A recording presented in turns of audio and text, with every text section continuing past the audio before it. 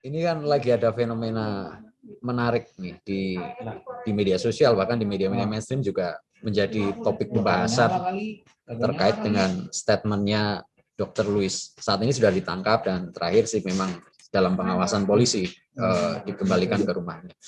Tapi paling tidak statementnya sudah terlanjur beredar luas dan ada sebagian masyarakat yang membenarkan itu dan menjadikan semacam dalil bahwa memang COVID ini bukan COVID ini penyakit yang biasa-biasa saja, dan mereka menganggap menjadi hal yang artinya tidak ada kewaspadaan lagi terhadap COVID. Ini terjadi statement seperti ini seperti mendapat angin sambutan karena di tengah situasi masyarakat yang panik. Gitu. Coba bicaranya di sini, di Australia atau di negara maju lah, gitu, yang terkendali dan atau ya di Singapura lah, nggak usah jauh-jauh lah, Singapura aja. Nggak akan ada yang merespon. Paling ya inilah dianggap sebagai ini lelucon aja. Lelucon ya Mas. Tapi di kita masih banyak orang yang serius. Ini karena panik Mas ya. Iya. Jadi ada dan itu salah satu statement dari saya juga ya.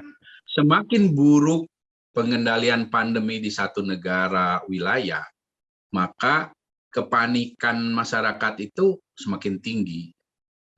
Kepanikan masyarakat yang tinggi ini, dan ingat kalau bicara masyarakat itu bukan hanya masyarakat tuh yang ada di komunitas, tapi orang-orang yang di masyarakat ini kan ada juga di pemerintahan. Nah, panik berjamaah ini akan menumbuh suburkan infodemi, hoak, teori konspirasi, ya, menumbuh suburkan, dan itu terjadi makanya yang seperti ini hanya terjadi di negara-negara yang memang pandeminya tidak terkendali karena orang mempunyai kecemasan, merasa terganggu kehidupannya dan lain sebagainya. Maka ketika ada seperti ini, seperti ya penyangkalan-penyangkalan itu mendapatkan tempat.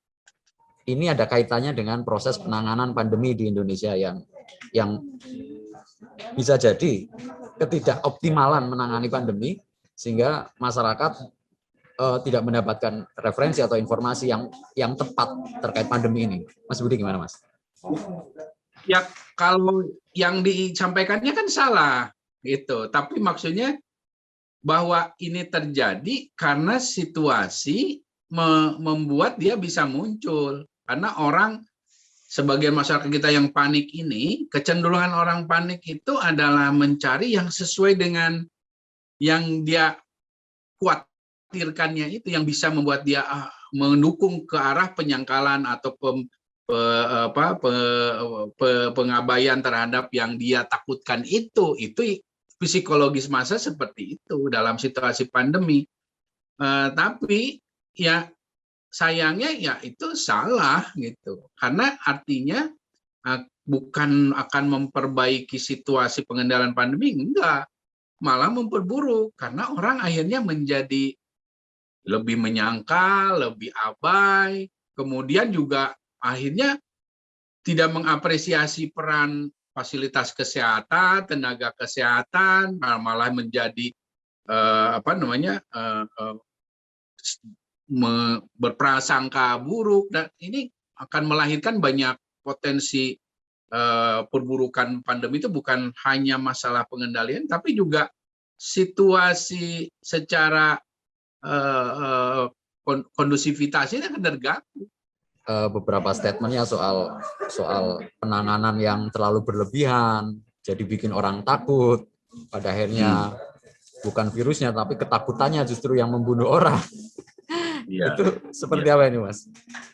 Ya, memang di sisi lain ini juga harus menjadi introspeksi lah ya, bahwa karena memang harus introspeksi itu pemerintah terutama dan semua kalangan yang terlibat dalam pengendalian ini.